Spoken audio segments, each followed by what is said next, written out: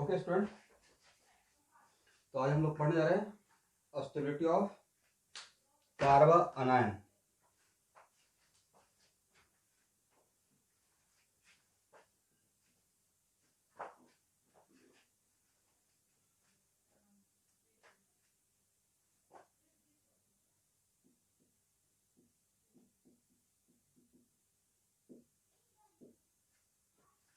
Stability of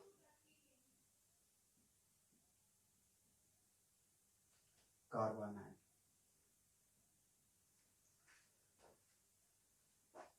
तो किस type का ग्रुप स्टेबलाइज करेगा? माइनस एम और माइनस स्टेबलाइज करेगा। और किस टाइप का ग्रुप डी स्टेबलाइज करेगा?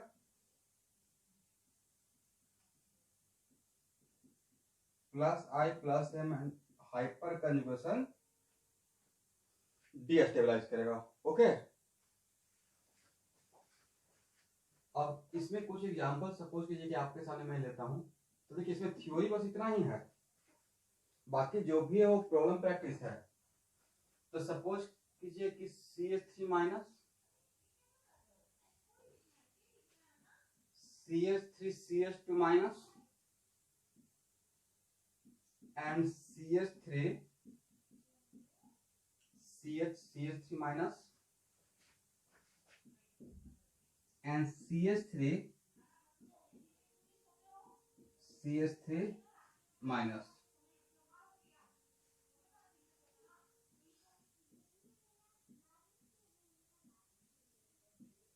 तो अगर आपसे पूछा जाएगा कि इन चार कार्बोनाइन में स्टेबिलिटी का ऑर्डर क्या होगा, तो आपका करेक्ट आंसर क्या रहेगा?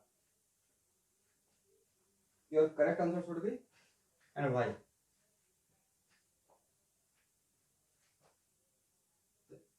A greater than B greater than C greater than D, यही है ऑर्डर।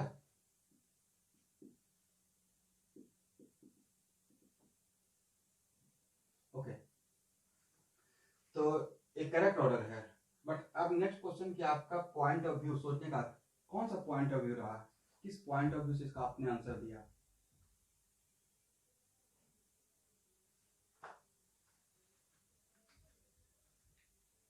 हाँ, तो आप में से कुछ लोग बोल रहे हैं number of hyperconjugable, is it?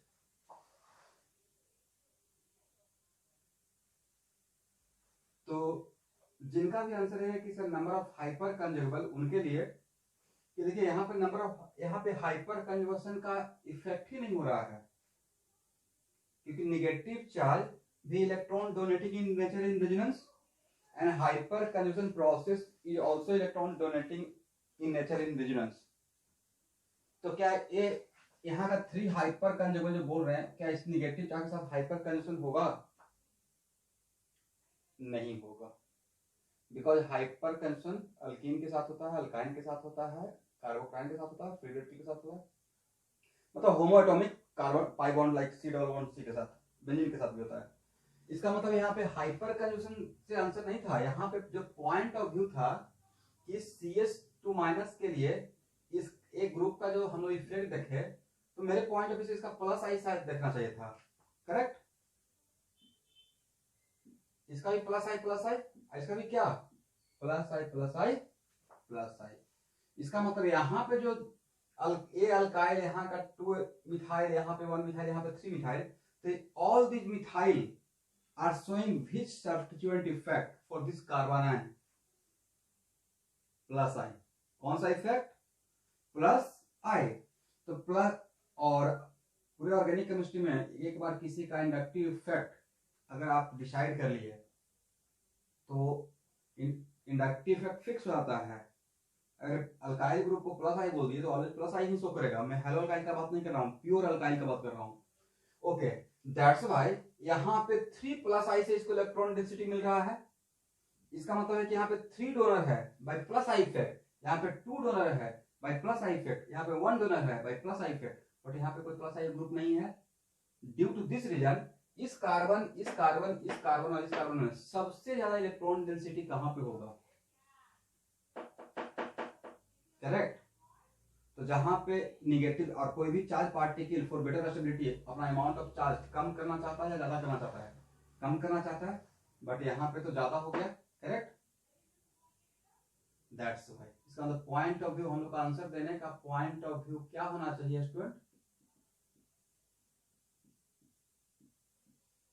Plus I effect. अब देखिए लुईस बेस, अब यहां से थोड़ा सा मुझे कुछ और नजर आ गया। लुईस बेस किसे बोलते हैं, तो जो पेयर ऑफ इलेक्ट्रॉन डोनेट करता है उसको लुईस बेस बोलते हैं, करेक्ट, हाँ या ना। तो एक्चुअल में इन चारों में सबसे ज्यादा इलेक्ट्रॉन डेंसिटी किस कार्बन को है, करेक्ट।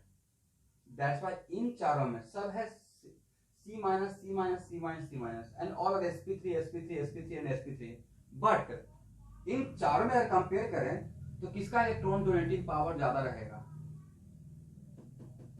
इसका ज्यादा रहेगा। क्यों ज्यादा रहेगा, बोलना है सर इसके पास इलेक्ट्रॉन डेंसिटी सबसे ज्यादा है, क्यों ज्यादा है, क्योंकि इसके पास 3 डोनर लगा हुआ है, कौन सा इफेक्ट से, प्लस आई से, करेक्ट, ठीक है ना। ओके अब देखिए आप इसको ऐसे भी समझ सकते हैं, तो आपको एक सेपरेट चैप्टर ही पढ़ाएंगे एसिडिटी और बेसिसिटी का, बट ऐसे सोचिए कि if we are comfortable with this marker, इसका मतलब अगर मैं इस मार्कर के साथ कंफर्टेबल हूं, इसका मतलब मैं इस मार्कर के साथ स्टेबल हूं, तो मेरा डोनेटिंग नेचर इसको किसी को देने का टेंडेंसी मेरा कम रहेगा। बट इसके साथ अगर मैं कंफर्टेबल नहीं हूं, इसके साथ ज्यादा स्टेबल नहीं हूं, तो मेरा डोनेटिंग टेंडेंसी क्या रहेगा, ज्यादा रहेगा। वैसे ही ऐसे भी इसको उल्टा करके सोचते हैं, इन चारों में सबसे ज्यादा निगेटिव चार्ज इसमें, सबसे कम निगेटिव चार्ज इस पर स्टेबलाइज है, इसका मतलब है इस कार्बन को इलेक्ट्रॉन देने का टेंडेंसी क्या रहेगा, ज्यादा रहेगा, बिकॉज ये निगेटिव चार्ज, इस निगेटिव चार्ज होते कार्बन कंफर्टेबल है, स्टेबल है या लेस स्टेबल है। तो कहने का सेंस ये भी हुआ, इसको जैसे मर्जी वैसे देख लीजिए, इसका मतलब है कि जिस कार्बन के पास इलेक्ट्रॉन डेंसिटी ज्यादा रहेगा उसका इलेक्ट्रॉन डोनेटिंग पावर ज्यादा रहेगा, तो उसका इसका तो उसका बेसिक कैरेक्टर ज्यादा होगा। तो ऐसा भी आपसे क्वेश्चन पूछा जा सकता है, करेक्ट।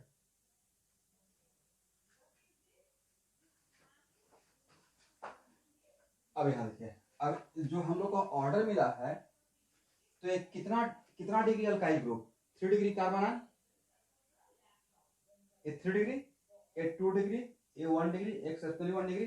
इसका मतलब ये हुआ कि एक स्टैंडर्ड ऑर्डर आ गया, 3 degree R minus less than 2 degree R minus less than 1 degree R minus less than CH3 minus.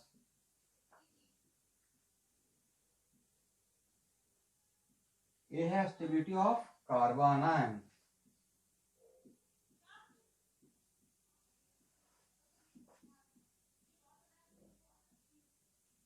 और पॉइंट अभी क्या रहा, प्लस आई।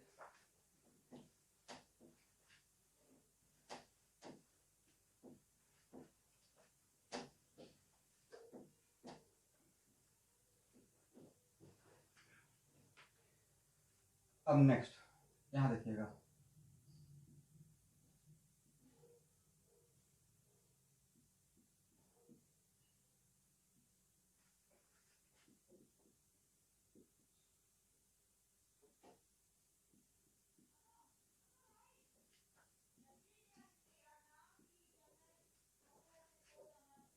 इसमें और इसमें which one are more stable भाई,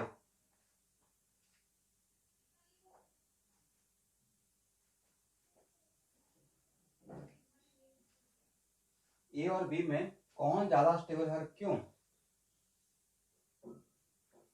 तो आंसर ये है कि ANO2 यहाँ पे कौन सा इफेक्ट शो कर रहा है, माइनस एम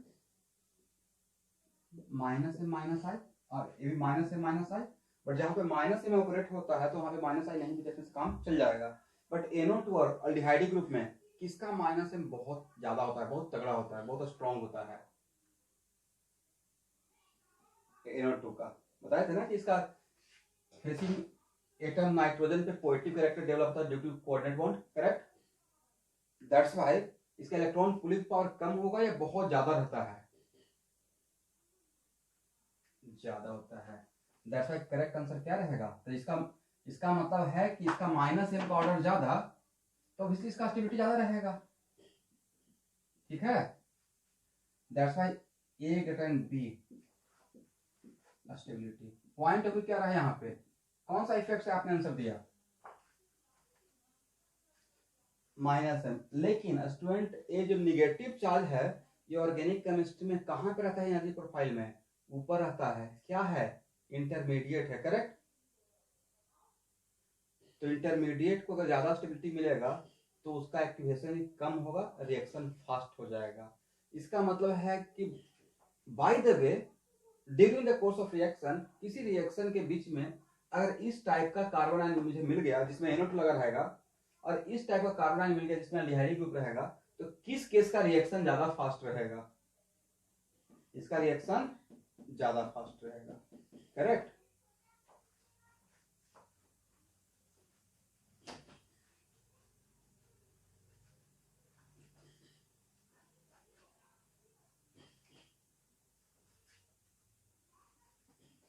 ओके, नाउ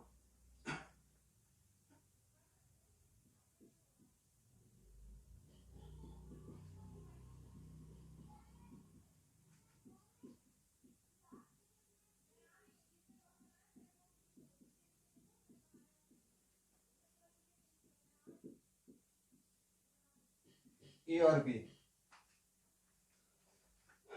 आप सबको 2-2 मिनट का टाइम दे रहे हैं इस क्वेश्चन को बनाने के बाद। डीके सिंह का बुक लेकर आ जाइएगा, है ना सबके पास, या वहां पे लेकर बैठे हैं? पास में है ना? फाइन। चलिए, ए और बी में किसका स्टेबिलिटी ज्यादा है?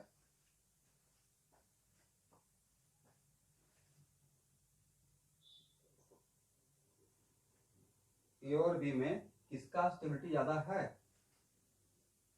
तो next question,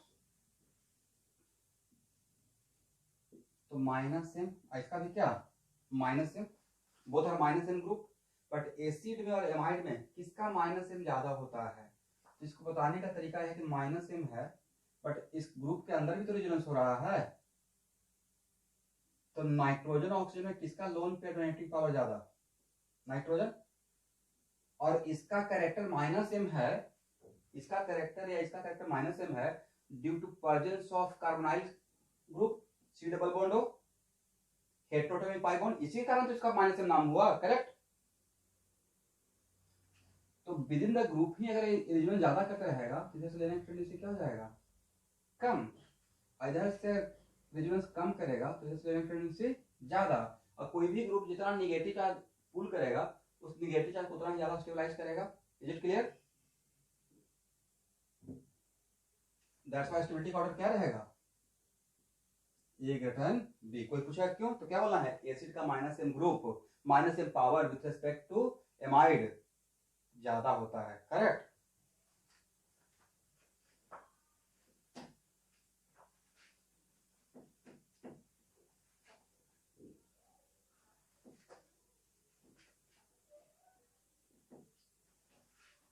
okay,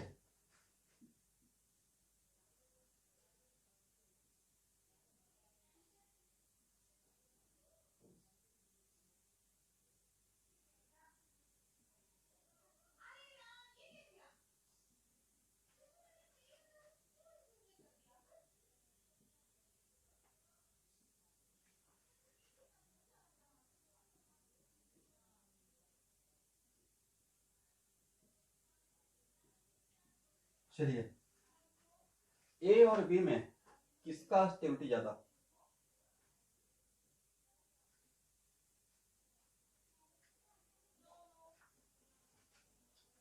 between A and B किसका स्टेबिलिटी ज्यादा रहेगा?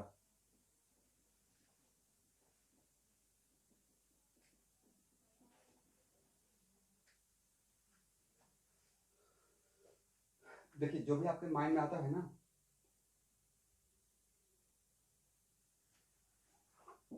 देखिए मेरे माइंड में भी सबसे पहले जब मैं आप लोग को जैसा पढ़ाई कर रहा था तो यही आया था, ए ग्रेटर देन बी। वजह यह था कि ए में due to this negative charge system becomes aromatic, यही जिनका भी आंसर ए बी रहेगा, तो मुझे ऐसा इंटरेस्ट लग रहा है कि शायद उनके माइंड में एरोमेटिसिटी गया होगा, करेक्ट। बट ये ऑर्डर गलत है। अब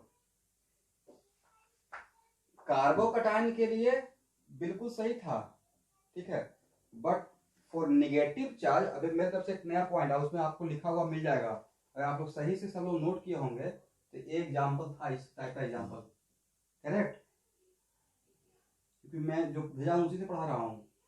तो एक्चुअल में फॉर निगेटिव चार्ज, आज के बाद इसको रख लेना है, for negative charge most stabilising factor होता है हेट्रोएटॉमिक पाई बॉन्ड का प्रेजेंट रहना, और इतना बड़ा फैक्टर होता है कि इस एरोमेटिसिटी के फैक्टर पे भी डोमिनेट करता है।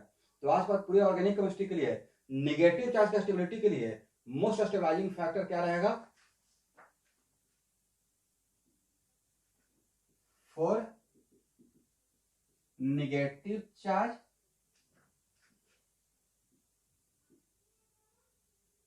Most stabilising factor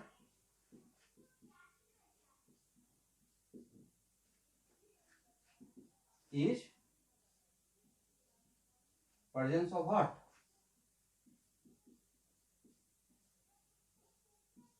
heteroatomic pi bond. और इतना बड़ा फैक्टर होता है कि किस फैक्टर को के ऊपर भी डोमिनेट करता है, जबकि एरोमेटिसिटी में कितना ज्यादा रेजोनेंस होता है, तो एरोमेटिसिटी के फैक्टर पे भी ये डोमिनेट कर गया है। तो यहाँ से हम लोग को कॉन्फिडेंस मिल गया कि नेगेटिव चार्ज के लिए सबसे ज्यादा स्टेबलाइजिंग फैक्टर -m ग्रुप का प्रेजेंट रहना, किसका प्रेजेंट रहना, अब -m में भी किसका -m, हेट्रोएटॉमिक पाई बॉन्ड का, होमोएटॉमिक का या हेट्रोएटॉमिक पाई बॉन्ड का, हेट्रोएटॉमिक पाई बॉन्ड का। दैट्स व्हाई करेक्ट आंसर क्या रहेगा, बी ग्रेटर देन, ठीक है।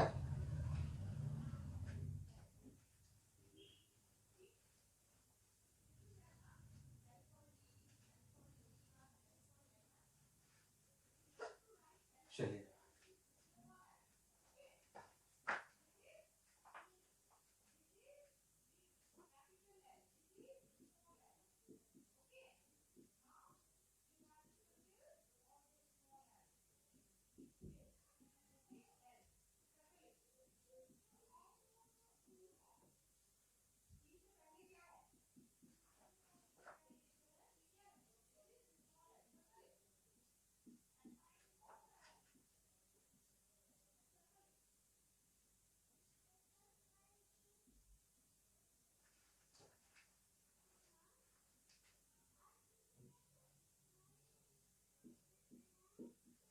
देखिए ए बी और सी में एक और एग्जांपल, ए बी सी में स्टेबिलिटी ऑफ नेगेटिव चार्ज मतलब स्टेबिलिटी ऑफ कार्बन आयन का बात करते हैं, तो सबसे ज्यादा स्टेबल कौन रहेगा,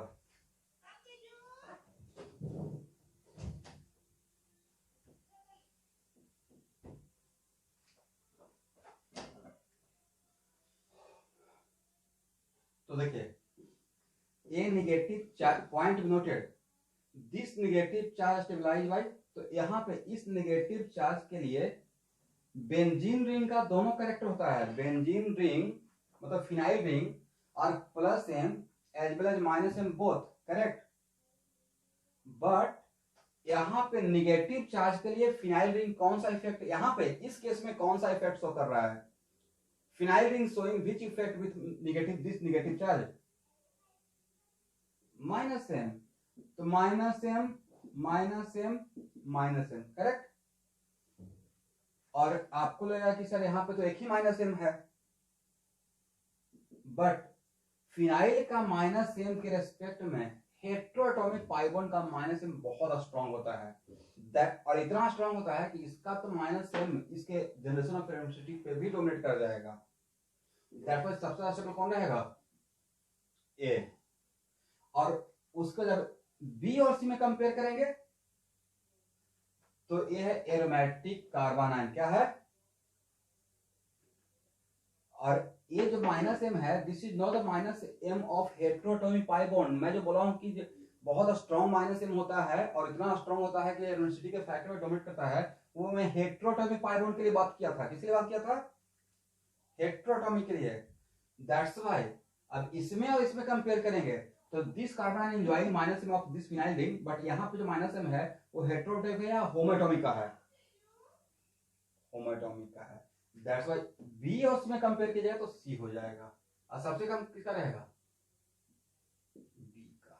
समझ गए? इसका मतलब है कि माइनस एम होमोएटॉमिक का अगर आप कंपेयर करते हैं हेटेरोटॉपिक होमोएटॉमिक का, तब एरोमेटिसिटी का फैक्टर डोमिनेट कर जाएगा।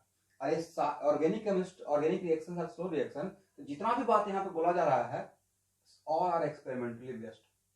मतलब ऐसा नहीं कि हाँ इंट्यूशन, इंट्यूशन से हम लोग आंसर देते हैं, बट जितना भी कहीं पे एक्सेप्शन किया है तो एक्चुअली किसके अकॉर्डिंग है? वो एक्सपेरिमेंटली बेस्ड है। Correct? This is the order of stability.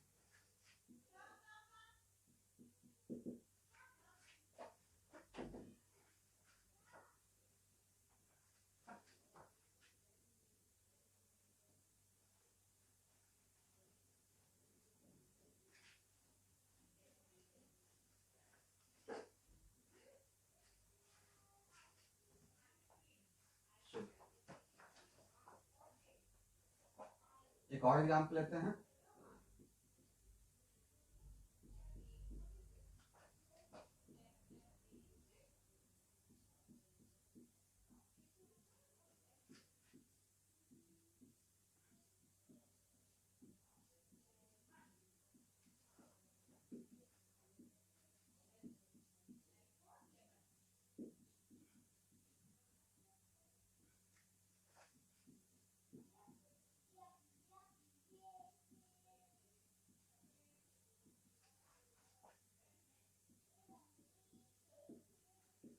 चलिए, अब इन तीनों में आपको ऑर्डर ऑफ स्टेबिलिटी बताना है विथ प्रॉपर रीजनिंग।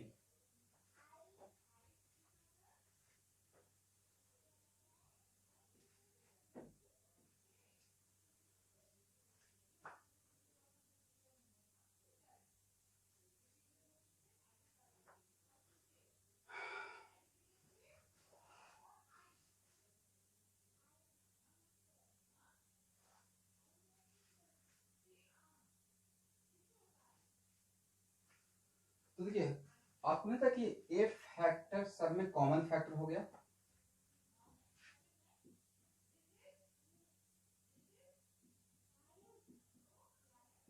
करेक्ट? यहां से यहां तक का ए फैक्टर कॉमन फैक्टर हो गया, तो अनकॉमन फैक्टर तो यही रहा ना। These are uncommon factor. तो अब इसका मतलब कि इन सारे फैक्टर को आप माइंड में मत रखिए जो कॉमन फैक्टर है। कॉमन फैक्टर से आप आंसर दे पाएंगे क्या? तो अब तब उस केस में यस, तो उस केस में ए भी माइनस एम, एक minute, minus M minus M minus M, तो इन तीनों माइनस एम में सबसे ज्यादा माइनस एम किसका? Aldehyde group. बी और सी में, इसमें इसमें यह एस्टर का ग्रुप और यह है एमाइड का, किसका माइनस एम ज्यादा? मुझे लगता है इसका माइनस एम ज्यादा होना चाहिए। आप लोगों को क्या लगता है? तो यहाँ तो एक क्रिस्टल क्लियर आंसर था नहीं, तो करेक्ट ऑर्डर क्या रहेगा? A greater than B greater than C. Stability of carbon ion, explain by yourself. हो जाएगा? किसी को डाउट? जितने भी लोग ज्वाइन किए हुए हैं, ऐसे कितने लोग ज्वाइन किए हुए हैं?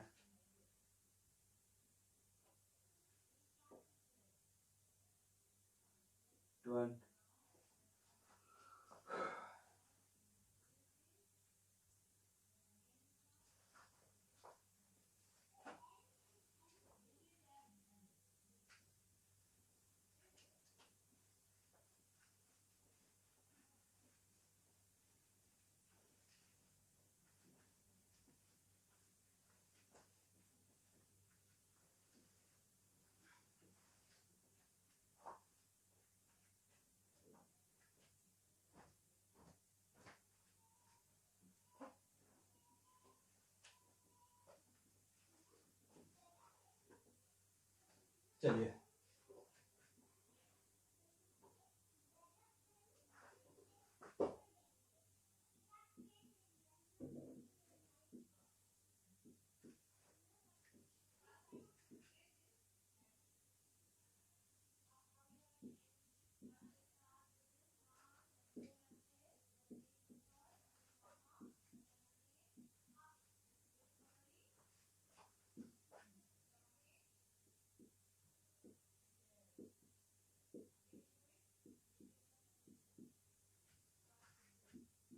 ए, बी और सी, इन तीनों में स्टेबिलिटी ऑफ कार्बन है, तो ऑर्डर क्या होगा?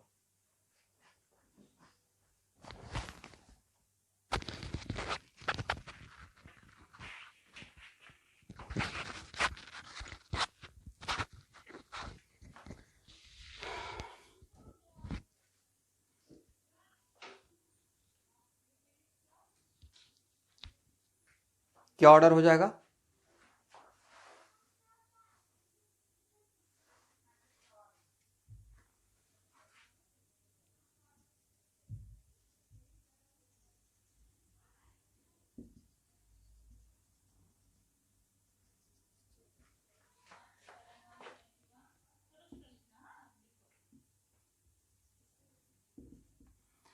तो स्टूडेंट जिसको मैंने डॉट्स किया, आपको नहीं था कि वो ये हैलो अल्काइल है,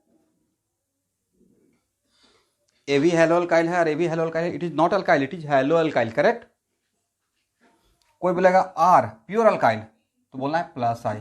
कोई बोलेगा आर में एक्स लगा हुआ है, तो क्या बोलेगा? हैलो अल्काइल, तो प्लस आई रहेगा या now it becomes minus I? Minus I. और माइनस आई होने का वजह कौन रहा? बोलिए हैलोजन। और inductive effect depends on distance. इसका मतलब है कि यहाँ पे जो माइनस आई का वजह था वो थोड़ा इस CH2 माइनस के रेस्पेक्ट में, इस जो इसका फेसिंग एटम तो ही है ना माइनस आई शो करने के लिए,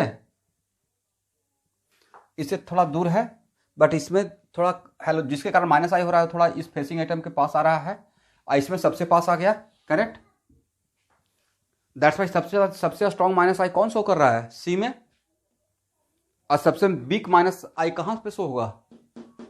ए में। That's why what the correct order of stability of carbon ion? C greater B greater A. तो इस टाइप का क्वेश्चन एग्जाम में आता है, तो क्या टफ है? और डिकेशन में इतना क्वेश्चन है, उतना अगर बना लिए, यकीन मानिए थोड़ा डिफिकल्ट है लाइफ। जैसे आप ज्वाइन कर रहे हैं, क्लास कर रहे हैं, दोपहर में भी क्लास कर रहे हैं, इलेक्ट्रोस्टेट भी आ रहा है, फिर ये भी आ रहा है केमिकल काइनेटिक्स भी, फिर शाम में हो गया, बट इसका हल बहुत बढ़िया मिलेगा। तो एग्जाम में अगर इस टाइप का क्वेश्चन आ गया तो आपका ऑर्गेनिक में इतना बढ़िया लेवल केमिस्ट्री वगैरह में हो जाएगा कि स्विप कर जाइएगा।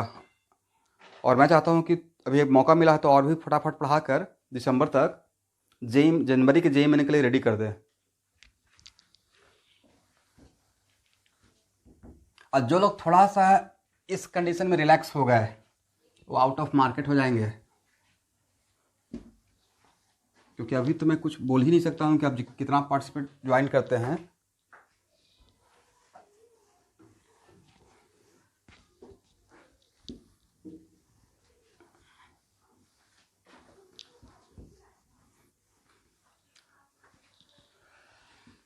चलिए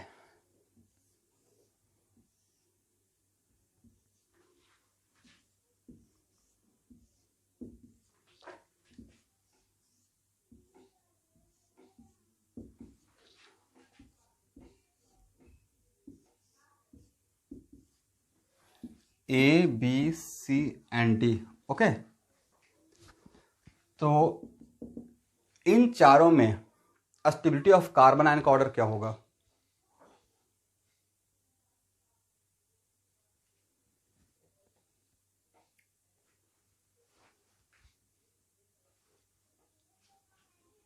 डी सी बी ए। अपना पॉइंट ऑफ व्यू यहां पे ऐड कीजिए।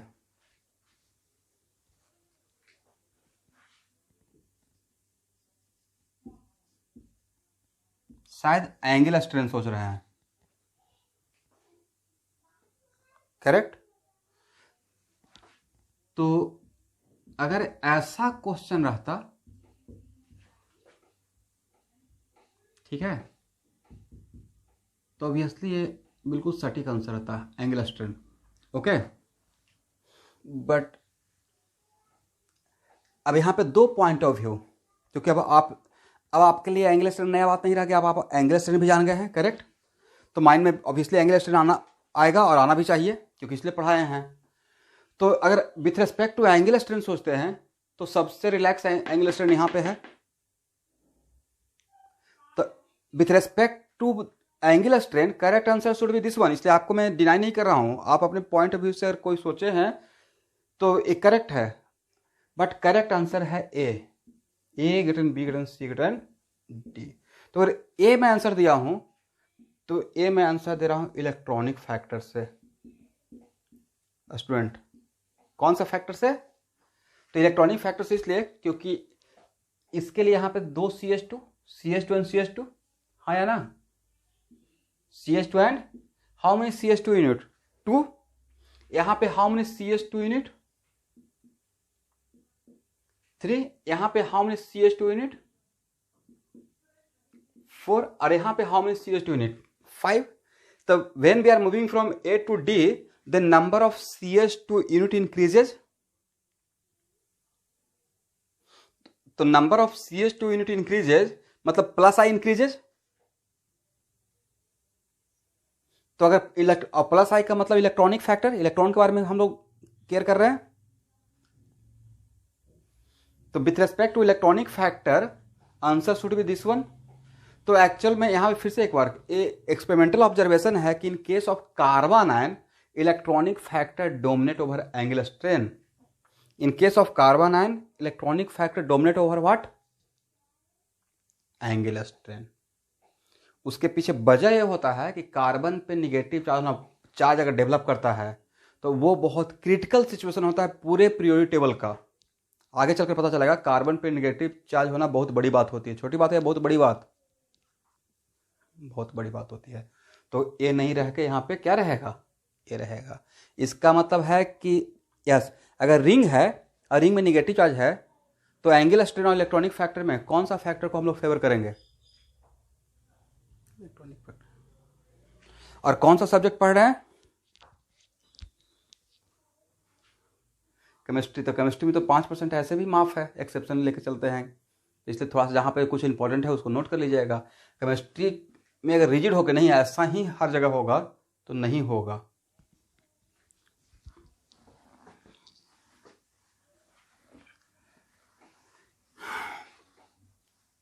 चलिए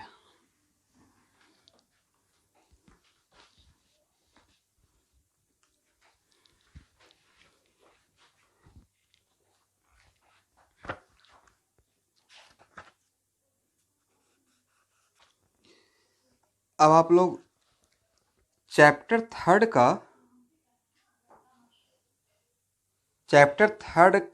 क्वेश्चन नंबर 263 देखिए।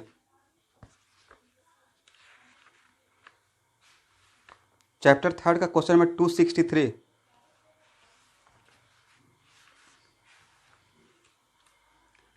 चैप्टर थर्ड जिसमें सब्स्टिट्यूएंट इफेक्ट पढ़ रहे थे।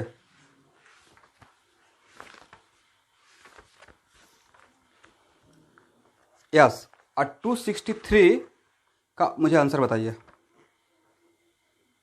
With proper reasoning.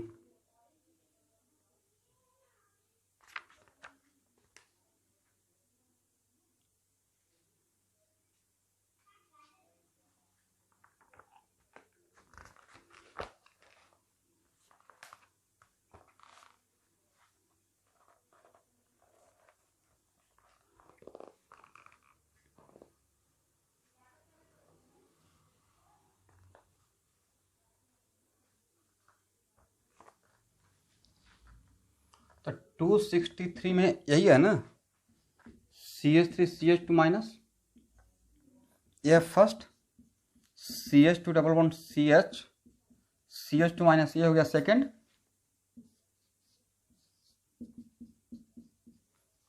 ये हो गया थर्ड।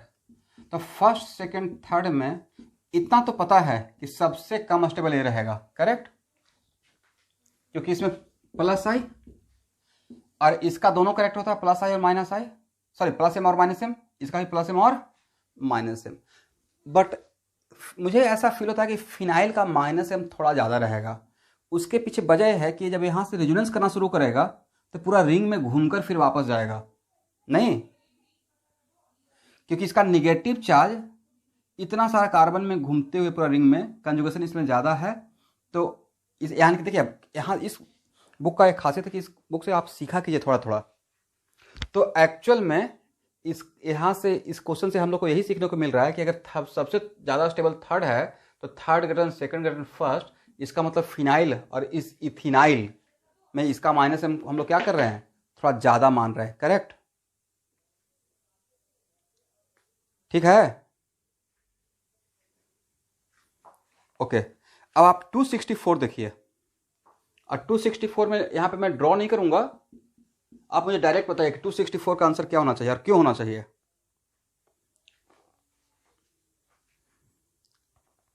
ऐसा लगता है 264 का सबसे ज़्यादा स्टेबिलिटी फर्स्ट का होना चाहिए और उसके बाद सेकेंड का होना चाहिए, और थर्ड सबसे कम क्यों हो जाएगा, क्योंकि थर्ड में तो माइनस एम शो कर रहा है फिनाइल, बट साथ में एक प्लस आई भी तो लगा हुआ है। That's why correct answer should B first second third, first second third. इसका 264 का करेक्ट आंसर क्या रहेगा, ए रहेगा। 265 देखिए आप लोग,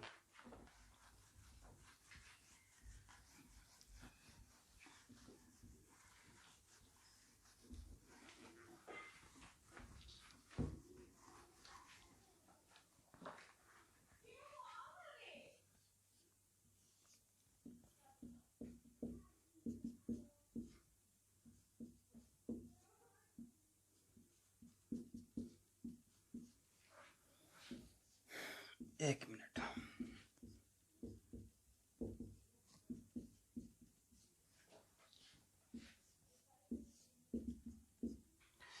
ए है फर्स्ट, ए है सेकेंड और ए है थर्ड, CH2 माइनस। तो इसका मतलब है this one and this one. देखिए this negative charge stabilise by ring as well as minus M of this, correct. One of the point of view, this negative charge involving resonance with this as well as this, हाँ या ना। और negative charge को stabilise करने के लिए हेटेरोटॉमिक पाई bond का minus M show करना मोस्ट स्टेबलाइजिंग फैक्टर होता है, करेक्ट। अब यहां पे है कि इस सर्किल और इस सर्किल में किसका माइनस एम ज्यादा होना चाहिए, तो मुझे ऐसा फील होता है कि इसके कारण डायरेक्ट ये जो रिंग के साथ जो रेजोनेंस करेगा तो शायद यहाँ फेसिंग एटम पे थोड़ा माइनस निगेटिव चार्ज डेवलप होगा, करेक्ट। और निगेटिव चार्ज डेवलप होने की वजह से इसका माइनस एम पावर थोड़ा कम हो जाना चाहिए, नहीं। That's why correct answer should be what, first third and second. देखिए तो आंसर क्या है,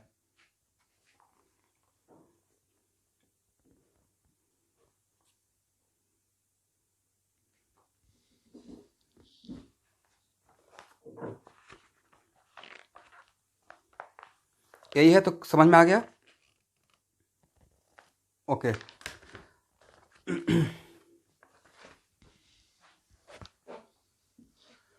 अब क्वेश्चन नंबर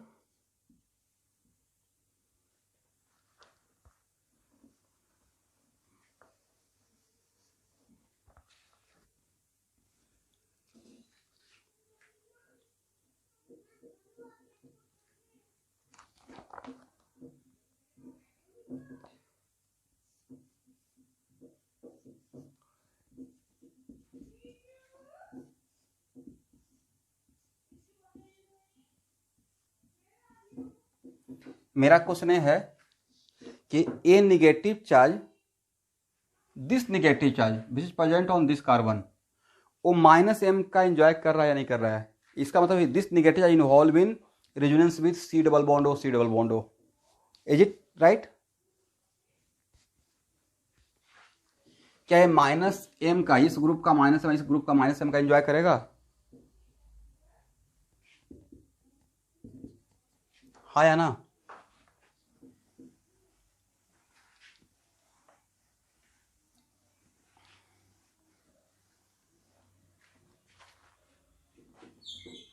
आप लोग एग्जाम्पल देख रहे हैं, मैं अभी क्वेश्चन नहीं बोला हूँ, जस्ट एक। तो मेरा क्वेश्चन है कि ए निगेटिव चार्ज इस ग्रुप का जो माइनस एम है, हेटेरोटॉमिक पाई बॉन्ड है, इस माइनस एम रेजोनेंस में इन्वॉल्व होगा या नहीं होगा दिस निगेटिव चार्ज, जबकि कंजुगेशन में है।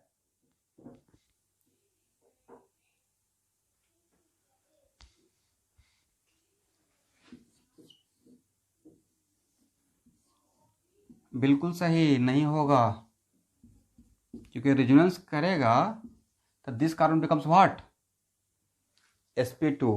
और क्या पढ़ाए हैं, ब्रिज हेड पे sp2 पॉसिबल नहीं है।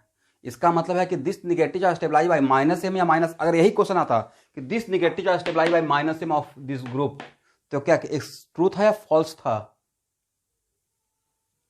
This negative charge stabilise by minus M, या यहाँ पे माइनस आई शो करेगा, माइनस एम और माइनस एम दोनों है, बट क्या यहाँ पे इसके लिए ये माइनस एम शो कर पाएगा, ये माइनस एम शो नहीं करेगा, बिकॉज अगर माइनस एम शो करेगा तो ये निगेटिव चार्ज रेजोनेंस में जाएगा, तो ये कार्बन क्या हो जाएगा, sp2 कार्बन, और sp2 कार्बन कहाँ पे बिल्कुल इम्पॉसिबल है, bridge head. Is it clear, समझ में आ गया, ओके। अब इसमें सारा क्वेश्चन मैं यहाँ पे अभी सॉल्व नहीं करूँगा, इसमें कार्बन आयन का स्टेबिलिटी पे जहाँ तक मैं देख रहा हूँ कि 261 से शुरू हुआ है, और 261 से शुरू होकर 292 तक क्वेश्चन है, मतलब 30 क्वेश्चन। तो क्या ये मैं सॉल्व करूँ या आप लोग पहले ट्राई कीजिएगा, ट्राई कीजिए, नहीं बनेगा तब मैं सॉल्व करूँगा, ओके। चलिए, लेकिन इसमें अभी एक कॉन्सेप्ट और समझिए,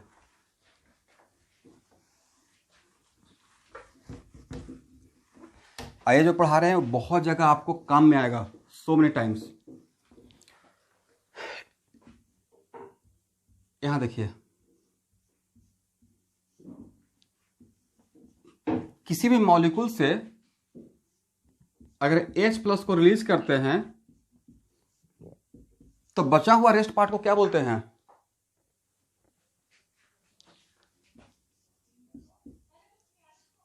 ये तो हम लोग आयनिक पे थोड़ा देखे हैं, कंजुगेट बेस बोलते हैं, करेक्ट। इसका मतलब A minus is the conjugate base of this acid, A minus is the conjugate base of this acid, correct, okay. अब स्टूडेंट जो समझाने जा रहा है उसको समझिएगा, अगर इस A माइनस का स्टेबिलिटी ज्यादा, A माइनस का स्टेबिलिटी ज्यादा, तो इसका स्टेबिलिटी ज्यादा होने के लिए इसके अंदर किस टाइप का ग्रुप अटैच होना चाहिए, एक्सेप्टर का। इस A माइनस मतलब निगेटिव चार्ज का अगर स्टेबिलिटी ज्यादा है, इसका मतलब इसके अंदर जो भी ग्रुप लगा हुआ रहना चाहिए वो इलेक्ट्रॉन विथड्रॉइंग ग्रुप रहना चाहिए, करेक्ट। इसका मतलब किसी भी निगेटिव चार्ज पार्टिकल को कौन स्टेबलाइज करेगा, इलेक्ट्रॉन विथड्रॉइंग ग्रुप स्टेबलाइज करता है, electron donating group destabilize करता है, करेक्ट। तो अगर A माइनस का, अब यहां देखिएगा, A माइनस का स्टेबिलिटी ज्यादा, तो किसी का स्टेबिलिटी अगर ज्यादा रहेगा, इसका अगर निगेटिव चार्ज ज्यादा स्टेबल रहेगा, तो उसका इलेक्ट्रॉन डोनेटिंग पावर ज्यादा रहेगा या कम रहेगा, कम रहेगा। तो अगर इसका स्टेबिलिटी ज्यादा, इसका मतलब है इसका बेसिक कैरेक्टर ज्यादा कम, इसका स्टेबिलिटी ज्यादा मतलब इलेक्ट्रॉन डोनेटिंग पावर कम, मतलब बेसिक कैरेक्टर कम, लुईस बेस कैरेक्टर कम, करेक्ट। और बेसिक कैरेक्टर कम, इसका मतलब है कि इसके साथ इसका अटैच होने का टेंडेंसी कम, और इसके साथ रीयूनियन होने का टेंडेंसी कम, मतलब सॉल्यूशन में H प्लस का अमाउंट ज्यादा, और सॉल्यूशन में H प्लस का अमाउंट ज्यादा मतलब इसका एसिडिक कैरेक्टर ज्यादा, हाँ या ना। इसका मतलब है कि इसका एसिडिक कैरेक्टर देखना के लिए, इसका एसिडिक कैरेक्टर और इसका स्टेबिलिटी में क्या रिलेशन है, very good, very good. Acidic character of HA directly proportional to stability of conjugate base, correct. ये 5-6 बार लेकर आऊंगा, acidic character of HA directly proportional to what, stability of A minus, और स्टेबिलिटी ऑफ A माइनस के लिए हम लोग substituent effect जानते हैं, करेक्ट, ठीक है।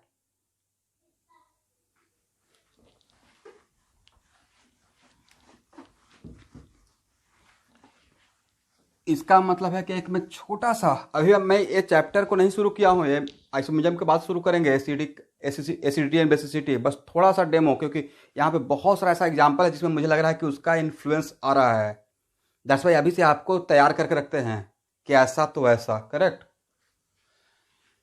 तो मान लेते हैं कि कल के डेट में ऐसा क्वेश्चन आ गया, तो इसका मतलब आज के बाद किसी हाइड्रोजन का एसिडिक कैरेक्टर पूछते हैं, खास करके ऑर्गेनिक केमिस्ट्री में किसी हाइड्रोजन का एसिडिक कैरेक्टर पूछते हैं, तो आप एक काम एक कर सकते हैं कि वहां से H+ को रिलीज करके कंजुगेट बेस बनाइएगा, और कंजुगेट बेस का स्टेबिलिटी का कंपेयर करना है, और जो कंजुगेट बेस का स्टेबिलिटी का ऑर्डर रहेगा वही एसिडिक हाइड्रोजन का ऑर्डर रहेगा, करेक्ट। फॉर एग्जांपल मान लेते हैं, लेट अस सपोज इस हाइड्रोजन और इस हाइड्रोजन, इन तीनों हाइड्रोजन में ए बी सी में, इन दिस 3 हाइड्रोजन एसिडिक, इसका नाम H है, इसका नाम Hb, इसका नाम Hc, इन तीनों का अगर एसिडिक ऑर्डर का ऑर्डर पूछेंगे तो क्या ऑर्डर होना चाहिए।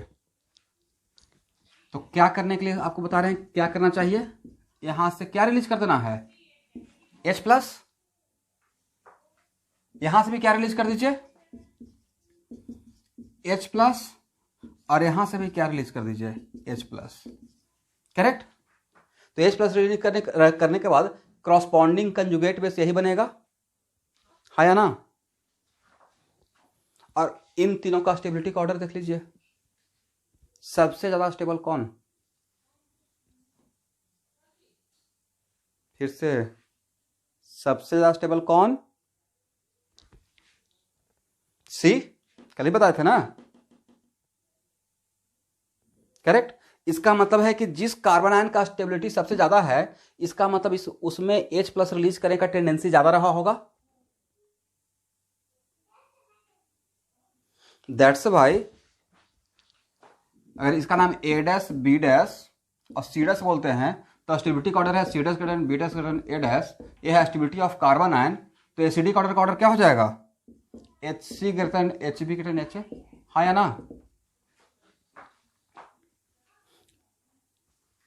ठीक है।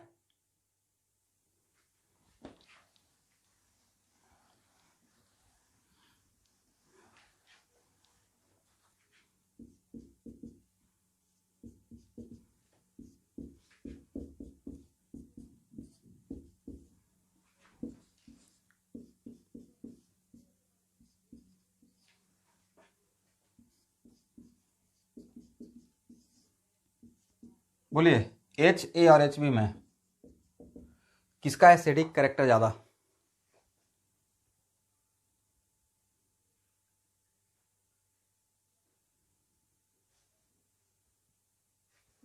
इसका मतलब जैसे ही पूछ रहे हैं तो फटाक से क्या करना चाहिए, यहां से H+ रिलीज करना चाहिए, और यहाँ का CH2-, अभी जस्ट ट्रिक बता रहे हैं ना, और यहां से रिलीज करना चाहिए। अब देखिए कौन सा कार्बन आयन ज्यादा स्टेबल है, ये more stable and less stable, that's why H what Hb acidic order, correct.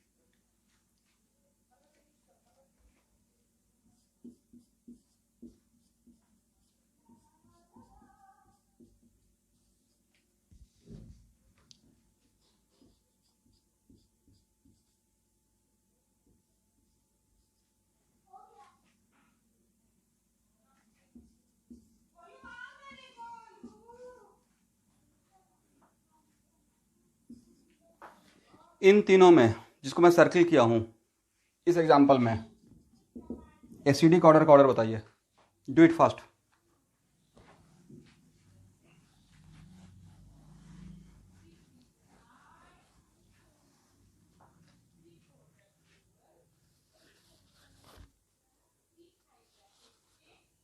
हाँ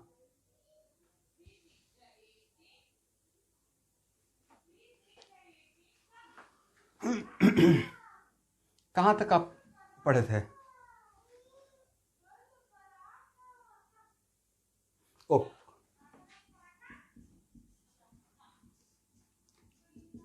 चलिए बाकी स्टूडेंट्स को सॉल्व करेंगे। मैं यहाँ पे ये बता रहा था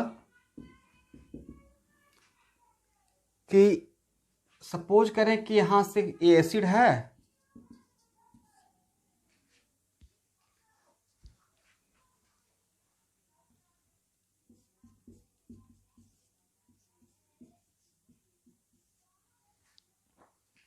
और एसिड से अगर H प्लस को रिलीज करते हैं तो रेस्ट पार्ट ए जब बनता है इसे क्या बोलते हैं? Conjugate base. तो अगर इसका स्टेबिलिटी ज़्यादा रहेगा, इस A माइनस का स्टेबिलिटी ज़्यादा, मतलब इसका इलेक्ट्रॉन डोनेटिंग पावर कम, ये आज के क्लास में भी बोल रहे थे। इसका इलेक्ट्रॉन डोनेटिंग पावर कम मतलब इसका बेसिक कैरेक्टर कम, इसका बेसिक कैरेक्टर कम मतलब इसके साथ रीयूनियन होने का टेंडेंसी कम, मतलब सॉल्यूशन में H प्लस ज़्यादा, और सॉल्यूशन में H प्लस ज़्यादा मतलब इसका एसिडिक कैरेक्टर ज़्यादा। इसका मतलब इसका स्टेबिलिटी और इसका एसिडिक कैरेक्टर में क्या रिलेशन? यस, इसका मतलब इसका स्टेबिलिटी ज़्यादा तो इसका एसिडिक कैरेक्टर ज़्यादा, और इसका एसिडिक कैरेक्टर ज़्यादा मतलब H प्लस देने का टेंडेंसी ज़्यादा। और इसका स्टेबिलिटी देखने के लिए क्या हम लोग देखेंगे? ऑर्गेनिक केमिस्ट्री में सब्स्टिट्यूएंट इफेक्ट। बस उसी क्वेश्चन पे मैं बाकी कुछ एग्जांपल लिया था, तो उसमें एक और एग्जांपल आपके सामने है, और मैं इस H को और इस H को सर्किल कर दिया हूँ। ओके, और तब इन तीनों H का एसिडिक ऑर्डर मैं पूछ रहा हूँ। तो एसिडिक ऑर्डर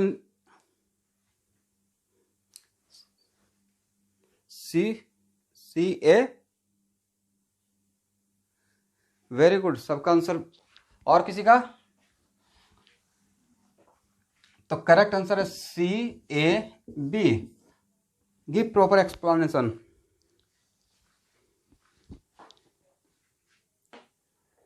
देखिए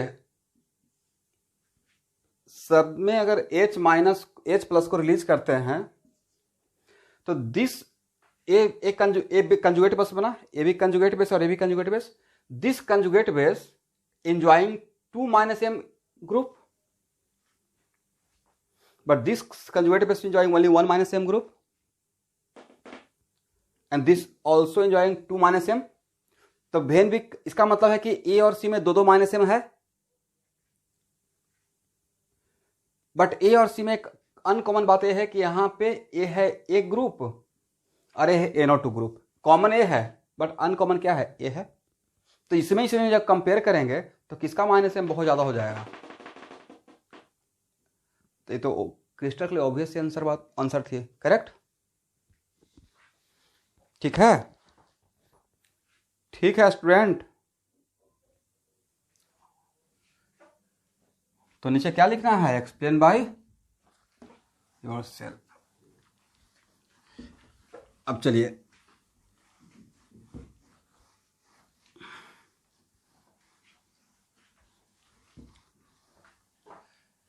अब यहां देखिएगा,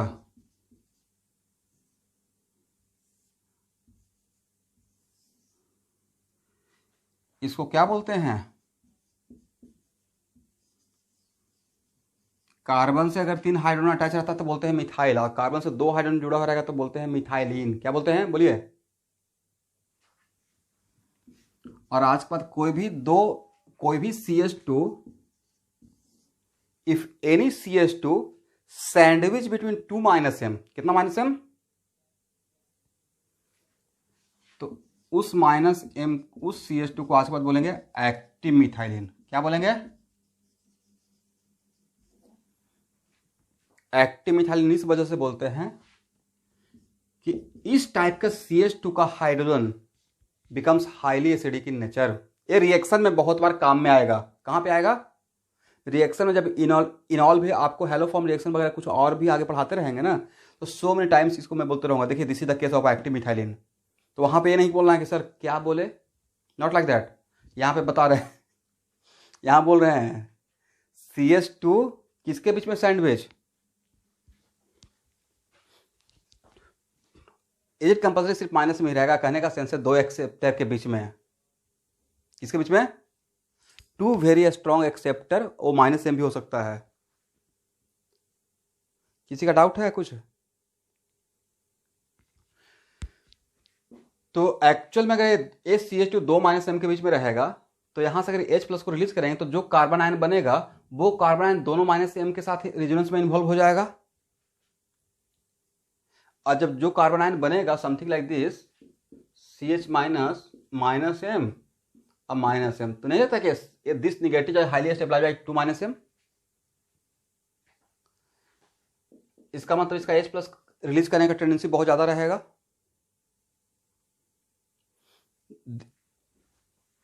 तो आज के बाद कोई भी CH2 दो माइनस एम या दो एक्सेप्टर के बीच में सैंडविच रहता है तो उसको हम लोग बोलते हैं एक्टिव मिथाइलिन। एक्टिव बोलने का सेंस ये रहता है कि उसका कार्बन से attach hydrogen highly acidic in nature हो जाता है। कोई पूछा एक्टिव क्यों बोल रहे हैं तो क्या बोलना है? एक्टिव तभी बोलते हैं ना जब उसका उससे अटैच लोग ज़्यादा रिएक्शन में पार्टिसिपेट करेगा। करेक्ट।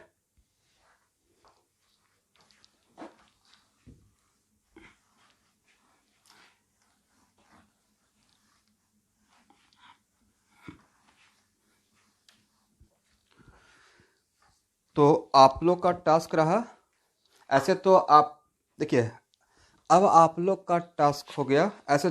चैप्टर 3 में आप लोग कहाँ तक पहुँचे हैं? चैप्टर 3 में पहले से ही मैं बहुत सारा क्वेश्चन दिया था कि मैं कहाँ से कहाँ तक दिया था। मैं क्वेश्चन नंबर 1 से मैं बता रहा हूँ कहाँ तक दिया था। अब आपका टास्क है क्वेश्चन नंबर चैप्टर 3 में क्वेश्चन नंबर 1 से लेकर टिल टुडे क्वेश्चन नंबर 1 से लेकर आपको बनाना होगा क्वेश्चन नंबर 292। 1 से कहाँ तक? 292। और होपफुली आप लोग 4 दिन में बनाकर बैठ जाएंगे। और जो नहीं बना के बैठ रहे हैं इतना इतना दिन से, तो 1 से लेकर 170 या कुछ ऐसे तो मैं पहले ही दे चुका हूँ। और उसके बाद कार्बोकटाइन भी पढ़ा चुके हैं। ये भी मैं बताता हूँ कहाँ तक मैं दे चुका हूँ। मैं बता रहा हूँ 190 तक दे चुके थे। ओके। और 190 का क्वेश्चन अब आपसे बन जाएगा। 190 तो यही था, hydrogen of positively charged carbon atom of this carbo. देखिए कल ही तो पढ़ाए हैं 190 यही क्वेश्चन था कि इस कार्बन का हाइड्रोजन क्या है, तो लुक्स लाइक sp बट क्या था। तो अब तो क्लियर हो जाएगा। ओके। तो और इसमें से कुछ क्वेश्चन अगर अभी नहीं बनता है, फॉर एग्जाम्पल इस टाइप का क्वेश्चन रहेगा तो एक क्वेश्चन अभी आपसे नहीं बनेगा तो उसको अभी रहने दीजिएगा, क्योंकि ये एक कार्बिन है। कार्बिन इस टर्म का क्वेश्चन अगर अभी मिलता है, कार्बिन क्योंकि इंटरमीडिएट होता है carbocation carbanion free radical carbene nitrene, तो कार्बिन अभी आपको नहीं पढ़ाया, तो कार्बिन कहीं भी मिलेगा पक्का, तो उसको अभी नहीं टच करना है। और आपको जाना है 1 से लेकर 292 तक। Okay okay.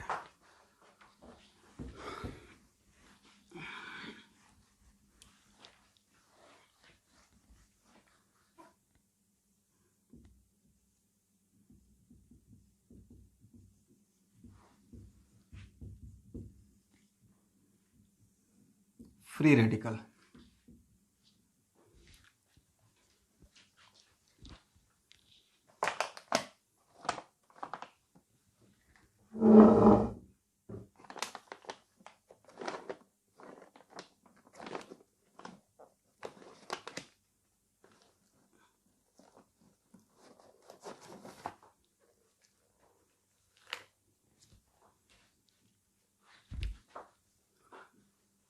देखिए आप लोग देख पा रहे हैं?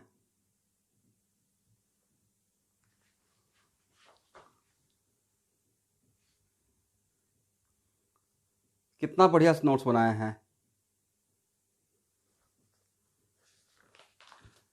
सिंगदा भी इतना ही बढ़िया से लिखती है, राइटिंग बहुत बढ़िया है।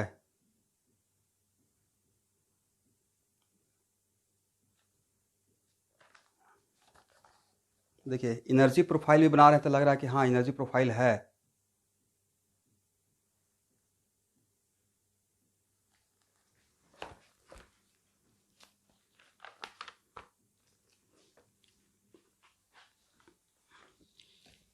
चलिए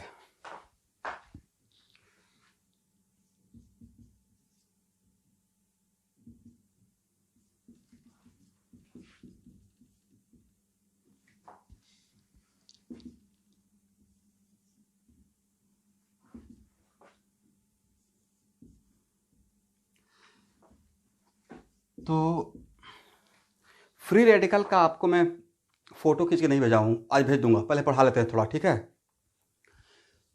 तो CH3 रेडिकल, तो फ्री रेडिकल का मतलब ये हुआ कि एनी कार्बन, कोई भी कार्बन, तो एक मिनट ध्यान सुनिएगा, कार्बन के पास how many valence electron,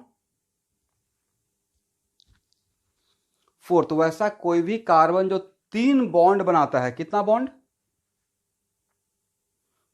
3 bond बनाता है। मैं नहीं बोल रहा हूं कि this 3 bond must be sigma bond, ये नहीं बोल रहा हूं। मेरा स्टेटमेंट ये नहीं कि कोई भी कार्बन 3 सिग्मा बॉन्ड बनाएगा और एक इलेक्ट्रॉन बचा रहेगा। मेरा क्वेश्चन है कि कोई भी कार्बन 3 बॉन्ड बनाता है और एक उसके पास अनपेयर्ड इलेक्ट्रॉन अगर बचा हुआ रहता है, क्या बचा हुआ रहता है, 1 अनपेयर्ड इलेक्ट्रॉन अगर बचा हुआ रहेगा, तो उसको हम लोग क्या नाम देंगे, फ्री रेडिकल। क्या नाम देंगे, फ्री रेडिकल। फॉर एग्जाम्पल, अब इस CH3 में अगर देखते हैं,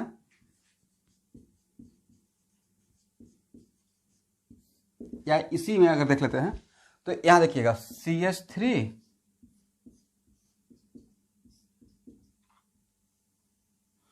एक्सेप्शन को छोड़ दीजिए, एक्सेप्शन कल एक हम लोग को मिल गया था कि यहां पे देखिए ये एक्सेप्शन था, इसको अगर छोड़ दिया जाए तो इस कार्बन का कोऑर्डिनेशन नंबर कितना,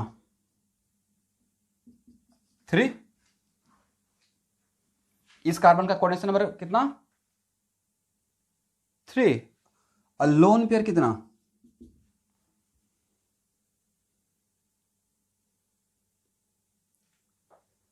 लोन पेयर है क्या, क्या बोलेगा लोन पेयर सर, हाफ। तो लोन पेयर 0, तो स्टेरिक नंबर कितना हो जाएगा, 3। Then now hydrogen becomes what, sp2। तो एक्चुअल में आपने जितना स्टेरिक नंबर रहता है उतना ही तो हाइब्रिड ऑर्बिटल बनाते हैं। तो ये जो 3 हाइब्रिड ऑर्बिटल बनाए वो इसके लिए बनाए, इस करेक्ट, और एक किसके लिए काउंट किए थे, इसके लिए, इसके लिए, इसके लिए, है ना। इसका मतलब है कि आपने ये जो एक इलेक्ट्रॉन था उसके लिए कोई हाइब्रिड ऑर्बिटल बनाया, नहीं बनाया। इसका मतलब ये इलेक्ट्रॉन कहां प्रेजेंट रहेगा, हाइब्रिड ऑर्बिटल में या प्योर ऑर्बिटल में, प्योर ऑर्बिटल में प्रेजेंट रहेगा। पहला चीज तो ये समझ में आ गया कि free radical should be present in which orbital, hybrid या pure, in general pure orbital. कल का बेंजीन वाला छोड़ दे केस, वो तो कांस्टेंट कंडीशन था ना, कि वहां पे प्योर में रहता था, now that carbon becomes sp। But अगर बेंजीन का केस छोड़ दिया जाए तो in general free radical should be present in pure orbital. एक तो वजह ये रहा। दूसरा वजह यह है कि this free radical also involve in hyper conjugation. This free radical hyper conjugation करेगा नहीं करेगा, करेगा। और हाइपर कंजुगेशन में किसका ओवरलैपिंग होता है, हाइपर कंजुगेशन सिग्मा ऑर्बिटल और pure orbital, sigma orbital and pure orbital.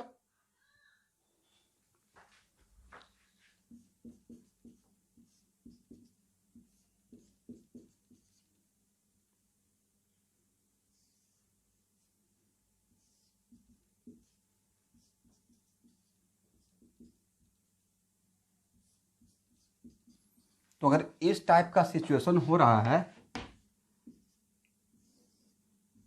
इसका मतलब है कि इसका ओवरलैपिंग इसके साथ होगा, correct. That's why conclusion is that कि free radical electron should be present in pure orbital. उसके पीछे एक वजह ये भी हो सकता है कि अगर प्योर पी में रहेगा तो it allow hyper conjugation, it allow what, hyper conjugation. पहला बात तो ये हो गया। अब नेक्स्ट,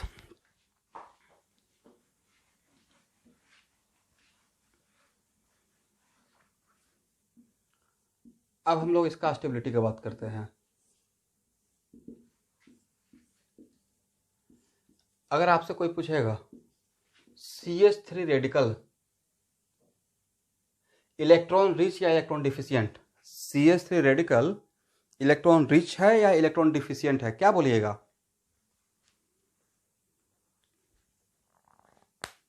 एनीवन जिनके मन में थोड़ा सा आ रहा है कि सर इसके पास इलेक्ट्रॉन बचा हुआ था, इलेक्ट्रॉन रिच, एनीवन?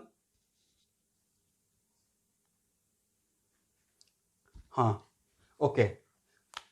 तो यहां पे एक बार ऐसे काउंट कर लेते हैं। लुईस डॉट स्ट्रक्चर भी तो हम लोग पढ़े हैं।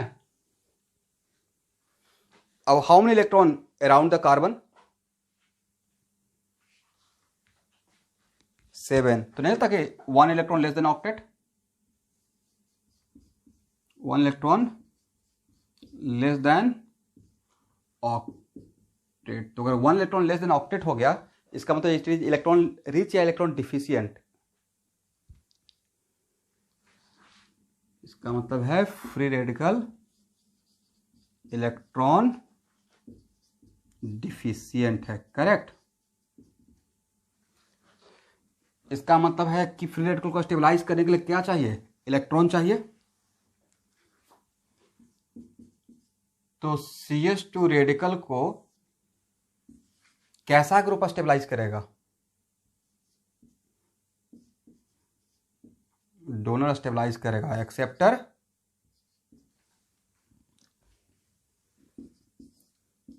तो डोनर में कौन सा effect? Plus I plus MR, और एक्सेप्टर में -M।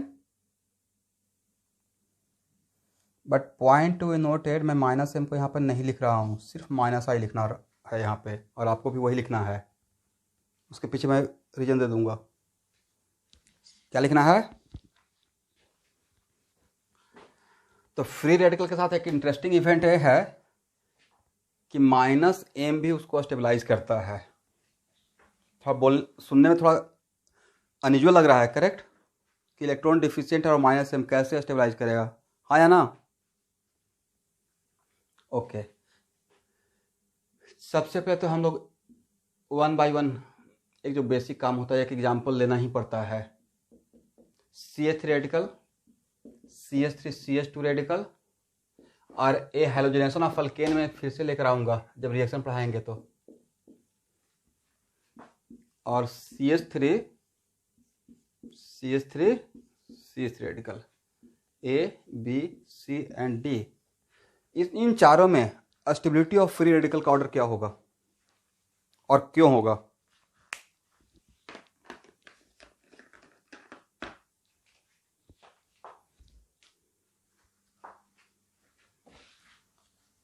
तो सबसे ज्यादा स्टेबल रहेगा D, 9 हाइपर कंजुगेबल, उसके बाद 6 हाइपर कंजुगेबल, उसके बाद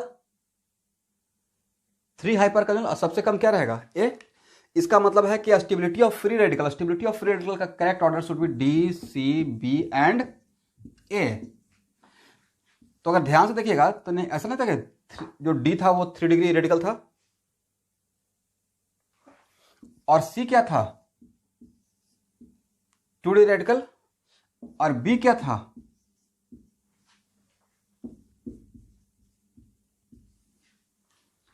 तो एक स्टैंडर्ड ऑर्डर, और आंसर देने का point of view hyper conjugation. यहां तक क्लियर?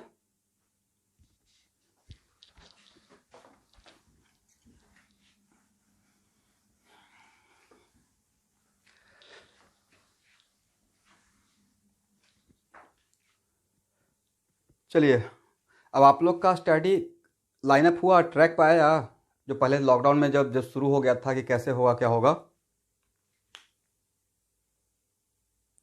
ये क्लास तो मच मोर लेना शुरू कर दिए हैं, तो मुझे लगता है कि अब आप लोग का भी स्टडी लाइनअप हो जाना चाहिए।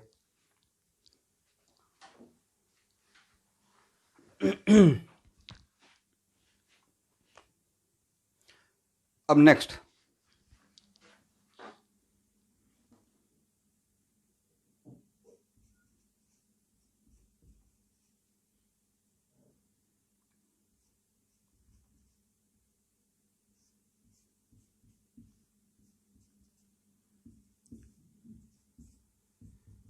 ए और बी में कौन ज्यादा stable, which free radical are more stable in A and B?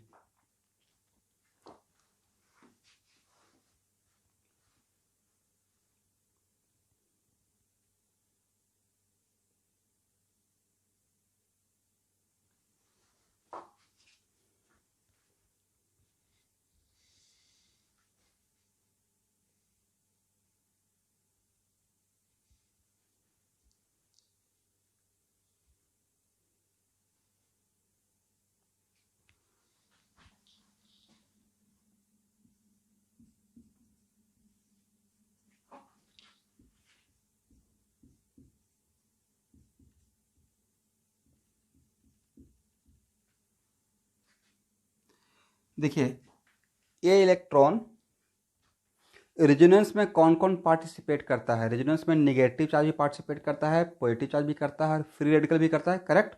Resonance, how to write resonating structure जब पढ़ाए थे, ये रेजोनेंस करेगा या नहीं करेगा?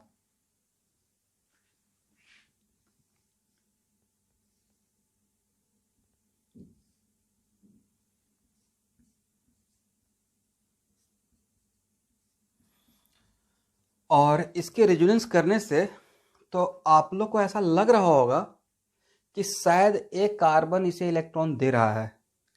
Is it clear? ऐसा लग रहा है ना कि इलेक्ट्रॉन दे रहा है, बट ध्यान से देखिएगा तो इलेक्ट्रॉन दे रहा है। यहां पे कितना इलेक्ट्रॉन था? 2 इलेक्ट्रॉन, जिसमें एक ऑक्सीजन का था, करेक्ट,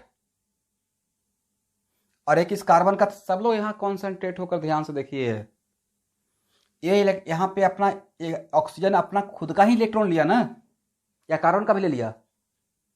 खुद का। तो इस जो कार्बन का, तो यहां पे अब एक इलेक्ट्रॉन से बॉन्ड बनेगा क्या? नहीं बनेगा। इसका तो ये जो इसके आने से जो बॉन्ड बना, तो एक इलेक्ट्रॉन से बना या एक कार्बन भी अपना इलेक्ट्रॉन दिया? इसका मतलब लग रहा है कि इलेक्ट्रॉन ले रहा है, बट एक्चुअल में इसमें बेनिफिट किसको हो गया? इस कार्बन को। देखिए यहां पे जब यहां था CH2 रेडिकल, तो इसका ऑक्टेट फुलफिल नहीं था, बट ए होने के बाद ऑक्टेट फुलफिल हुआ या नहीं हुआ? इस कार्बन का ऑक्टेट फुलफिल हो गया, करेक्ट। और ऑक्टेट फुलफिल होने के लिए कौन सा प्रोसेस रिस्पॉन्सिबल रहा? रेजोनेंस। बट इसका इफेक्ट क्या था? -m। बट ये -m होते हुए भी जो रेजोनेंस का प्रोसेस हुआ, तो -m एक्चुअली यहाँ पे हम लोग इसको बोलेंगे, बट एक्चुअली -m बोलने में ये ज़्यादा हम लोग को समझना चाहिए था। देखिए यहाँ पे अभी एक क्रूशियल पॉइंट है कि -m इसका कंप्लीट तब होता जब ये पेयर ऑफ इलेक्ट्रॉन इसको प्रॉफिट होता, इस ऑक्सीजन को माइनस इस पर डेवलप होता, बट इसको प्रॉफिट हुआ क्या? नहीं हुआ। तो लग रहा है कि ये ले रहा है, बट एक्चुअली ये हेल्प कर रहा है इसके ऑक्टेट फुलफिल होने में। इसका मतलब है, कहने का सेंस ये है कि -m ग्रुप या +m ग्रुप, -m ग्रुप या +m ग्रुप फ्री रेडिकल को स्टेबलाइज करता है। ये बड़ा अनयूजुअल सेंस था।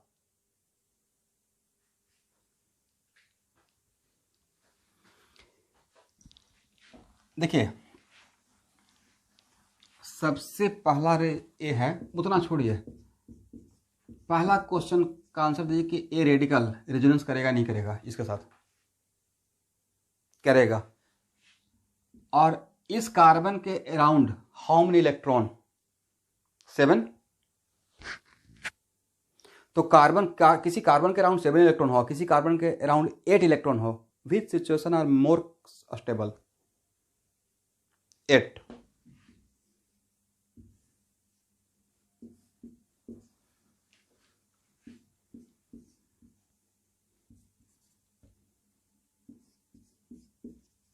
यहां पे एक कार्बन कितना इलेक्ट्रॉन डोनेट कर रहा है रेजोनेंस में? 1। एक इलेक्ट्रॉन से बॉन्ड बनता है क्या? Bond pair of electron. इसका मतलब यहां पे जो 2 इलेक्ट्रॉन था, इसमें एक इस ऑक्सीजन का था, एक इस कार्बन का, करेक्ट। बट यहां पे जो ऑक्सीजन इलेक्ट्रॉन लिया हाफ एरो से, वो दोनों इलेक्ट्रॉन लिया, अपना खुद का इलेक्ट्रॉन लिया।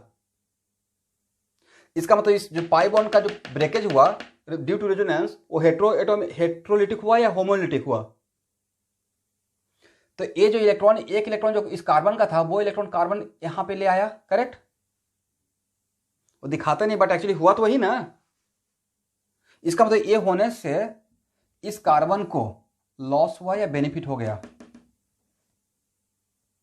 बेनिफिट क्या हुआ कि इसका ऑक्टेट फुलफिल हो गया। क्या हो गया? तो नहीं लगता कि यहां पे -m ग्रुप भी फ्री रेडिकल को स्टेबलाइज कर रहा है? Looks like this one. Actually fact ये है कि -m ये शो किया ही नहीं है। -m तब शो होता है जब इस पे निगेटिव डेवलप होता है, ऑक्सीजन पे प्रॉफिट होता है। ऑक्सीजन को प्रॉफिट हुआ है क्या? क्योंकि अपना ही इलेक्ट्रॉन लेकर गया ना।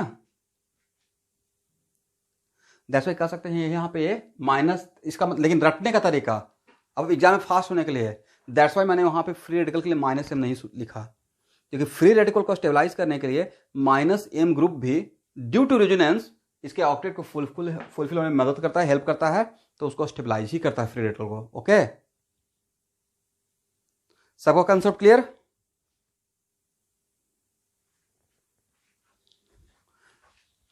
तो किस प्रोसेस से ज्यादा ऑक्टेट फुलफिल होगा, हाइपर कंजुगेशन से या रेजोनेंस से? रेजोनेंस से।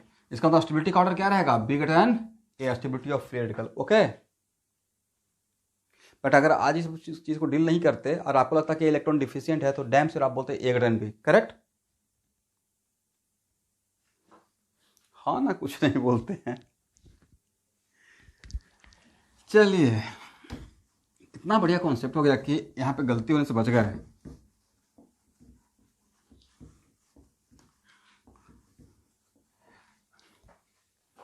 अगर 31 के बाद लॉकडाउन नहीं बढ़ा तो मैं एक स्लॉट में सारा क्लास लेकर वहाँ से आऊँगा, फिर घर से क्लास नहीं होगा, ठीक है? और उसमें क्या होगा, फिर आपको पढ़ने का भी मौका मिल जाएगा। जैसे 3 बजे से शुरू करेंगे तो मोटा मोटी 7 बजे तक क्लास सब कुछ, या 7:30 तक वाइंड अप करके वहाँ से आऊँगा। ओके, क्योंकि अभी थोड़ा सा मेरे लिए भी प्रॉब्लम होता है, घर पे आइए फिर फ्रेश होइए फिर मतलब पढ़ाना शुरू कीजिए। तो सुबह 8 बजे से ऑफिस में रहते हैं, 9 बजे से, और फिर आकर भी बट एटलीस्ट इस बात से खुशी है कि सिलेबस आगे बढ़ रहा है, अदरवाइज बहुत टेंशन हो जाता है। आप लोगों को केमिकल काइनेटिक्स समझ में आ रहा है? इलेक्ट्रोस्टेट,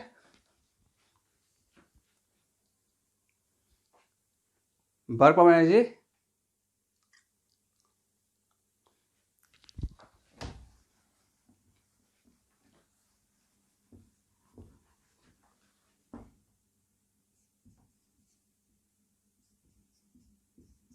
इसमें और इसमें कौन ज़्यादा स्टेबल?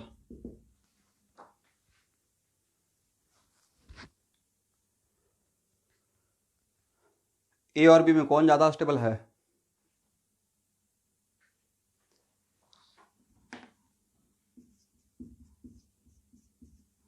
Same situation.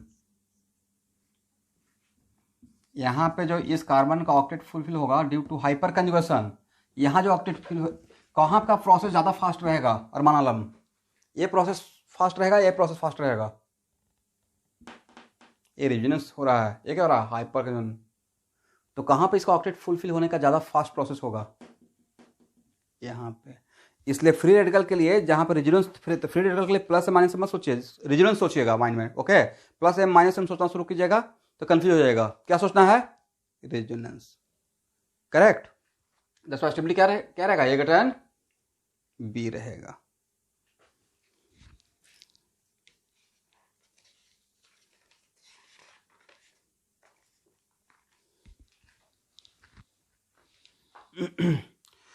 तो आज का क्लास इतना ही।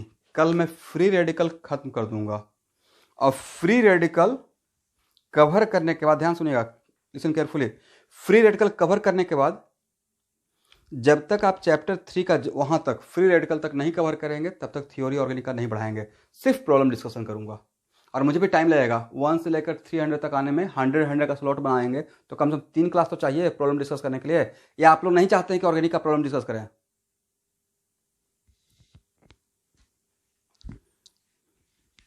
हाँ डिस्कस कर लेंगे, क्योंकि और उसके बाद फ्री रेडिकल के बाद डायरेक्ट हम लोग जंप करेंगे आइसोमेरिज्म। जंप नहीं करेंगे, वही मेरा प्रोसेस है आइसोमेरिज्म। ओके,